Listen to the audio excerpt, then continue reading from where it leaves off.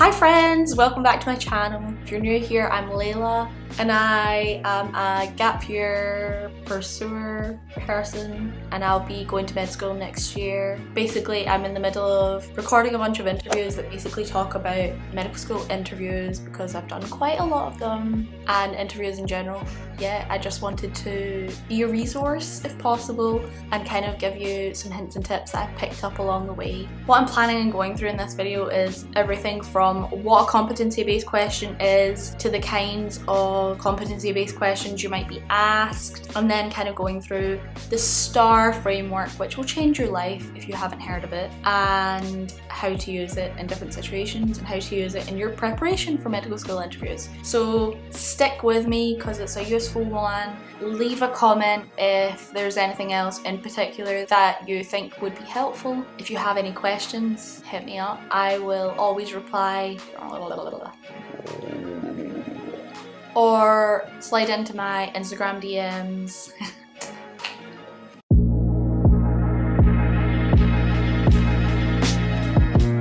Yeah, so when I was in third year of my first degree, which is the penultimate year in Scotland, that's not your last year like it is in England, I was applying for an internship program that was quite competitive and they had these speed interviews.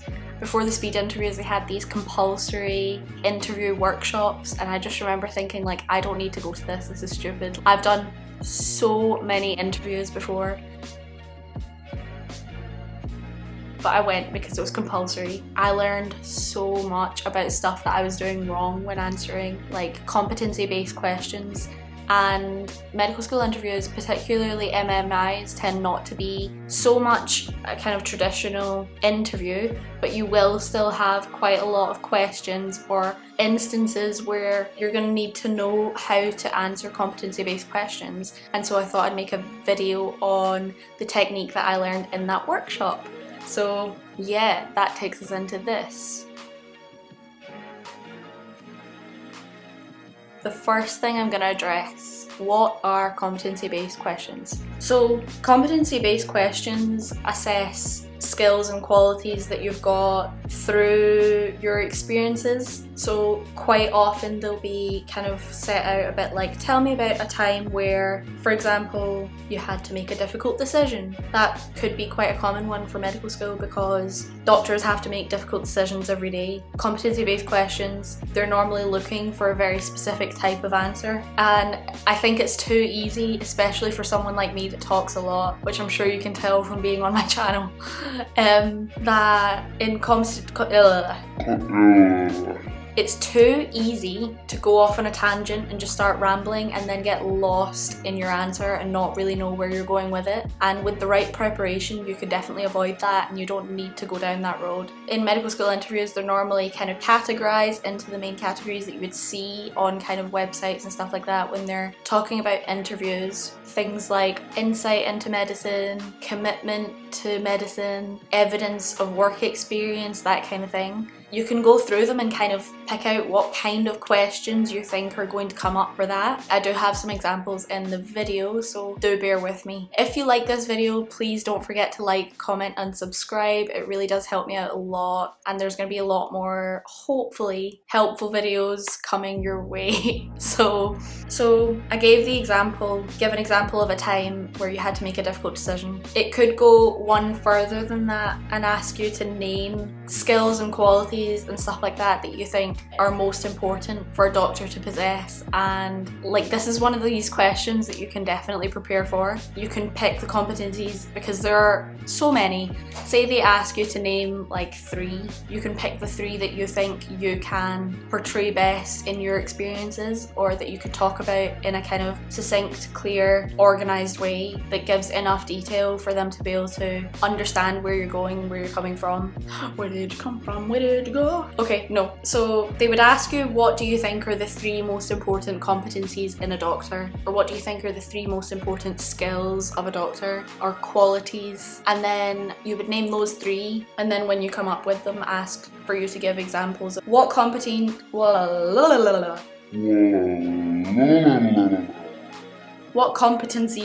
are most common in medical school interviews. So I've written down some of the ones that I've found online, not all of them because It would literally take going through like 100 medical school pages to find all of them, but 1.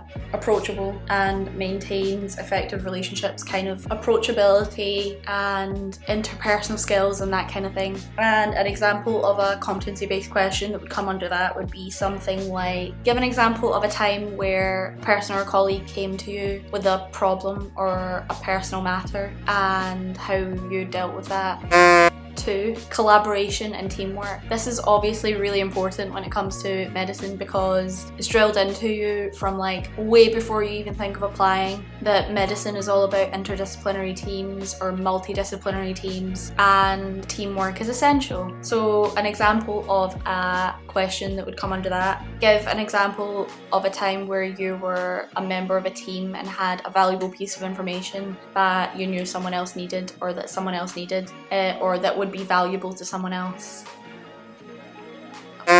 Number 3, diplomacy, which I don't think is something that I thought enough about before our interviews, so please learn from my mistakes. That's what I'm here for. Give an example of a time where you had to give feedback to a colleague or team member who was underperforming, which is a difficult one and actually one that comes up in role plays quite often. So it's important that you kind of think about how you would handle a situation like that. Also subscribe if you're interested, because I am going to have a video at some point on kind of role play scenarios and do's and don'ts and stuff like that. Leadership. So a doctor, while part of a huge team, a multidisciplinary team, give an example of a time where you acted as a mentor or team leader, or give an example of a time where you disagreed with a decision that was made on something that affected you or your role within a team. And the last one that is on my list is organizational skills. Tell me about a time where you had to have great organizational skills in order to complete a task. So we've gone over what a competency-based question is and kind of different examples of the kind of competency-based questions that you can expect to see in a medical interview. How do you answer it? Well, I'm here to tell you. It's called STARR. You might have heard of it. It's a framework. STARR with an extra R, by the way. You go through the letters and you take whatever example you're using. It makes it chronological and makes it make sense for someone that wasn't there. So it gives context and then kind of rounds it off. Tells the interviewer what it is that they need to know from that. The S stands for situation. So at that point you take your example and you kind of give the background. What was it that was going on? What was the situation? In a very succinct way. You need to make sure you don't go on too much about what the situation was and only give them the necessary details. This is something you can practice for sure. If you haven't watched my video on how to start preparing for MMIs and traditional medical interviews, definitely go and watch that, because I think that it's a good place to start when it comes to working out situations that you can use in different scenarios. The T stands for task. So what was it that you had to do? What was the hurdle you were trying to overcome? With just the context, they don't know exactly what it was your role was within it. So this is your opportunity, especially if you're talking about a team-based task, to make sure that you make it obvious what it was that you were doing specifically. Make sure you avoid, this is something I learned in that workshop that I thought was going to be useless, talking about a team and saying we did this, we had to do that, we had to whatever, because they're not interested in what you were doing as a team. And when you're talking like that, it doesn't make it obvious what your role was in that. You could have been very passive and they wouldn't know. Definitely talk about your own point of view. The A stands for approach. So kind of how did you strategize? How did you go about overcoming that barrier? It's quite self-explanatory, but yeah, try get it down to a sentence. First R. Don't forget there are two, because sometimes people teach this or learn it with just one R, and it's normally the first, and the second one's actually the most important. So the first R is result. So that is, were you successful? Were you partially successful? Even if you were unsuccessful. This is where the second R, reflection, comes in, where you kind of say what you learned from that experience, or what you would do differently next time, or what you're planning on improving on. the reflection is definitely more important than the result. So you don't need to pretend that you did something and exceeded all of your expectations and everyone else's and changed the game. Don't over exaggerate, because it's quite obvious when people are blagging things like that. But reflection, you can show that you're kind of on this like upward trajectory and you're on the right path to success, and you're willing to learn and adapt and grow, and reflecting on your experiences is one of the most important things. I said it in my last video and I'll say it again, a lot of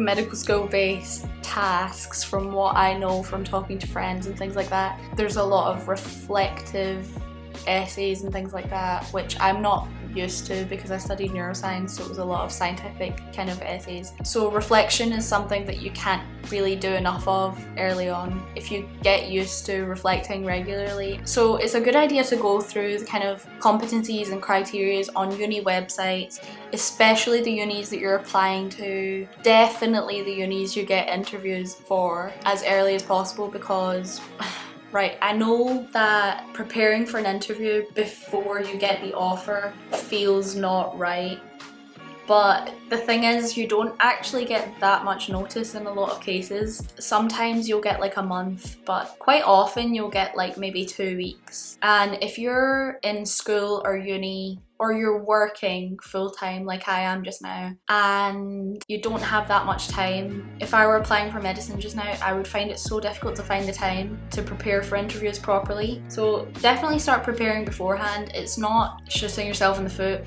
to prepare. It's not getting your hopes up. Even if you don't get the interviews for the places that you've prepared for, it's not gone to waste because it'll help you later on. Just start preparing early. If you go on the uni websites and you can't find the competencies and like criteria and stuff like that they're going to be assessing in the interview, phone them. Just phone the admissions people. You don't even need to give them your name, to be honest. You can just phone and say, hi, I was wondering if you could give me more information on what will be assessed at the interview, or if there's any more information you can give me. If there isn't information that they're willing to give you, which would be weird, I would jump on the student room, which is a forum for students that are applying in that cohort. Quite often there are students that have already started at that uni in previous years and are already medics that are willing to answer any questions. They can't give out more than a certain amount of information, but they can definitely point you in the right direction. If you still can't find any information, give up.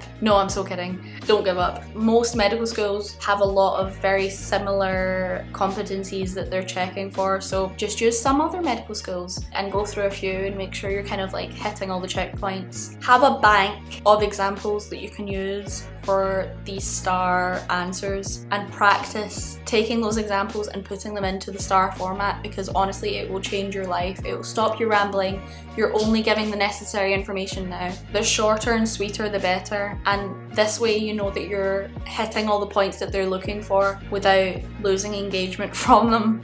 So lastly, I just want to talk about where you can use STAR other than when they say give me an example of a time where, because you can use it in so many different situations. So say you're in a role play, right? And I've had this before in MMIs where there were, I think, 3 role plays in the one interview where there were only, I want to say 7 stations. And so the role play, they're watching to see how you respond to the situation, but they cut you off 5 minutes into the 7-minute station and they ask you to reflect. And if you are in that kind of situation, you can definitely back yourself by including an example. And if you're short and sweet about it, you can do it in a minute. So you can spend a minute doing your reflection from that specific scenario. And then if there's a relevant example that you can think of, you can put that in. So yeah, I think that pretty much sums it up. Let me know if you've got any questions. Don't forget to like, comment and subscribe, and I'll see you in the next one.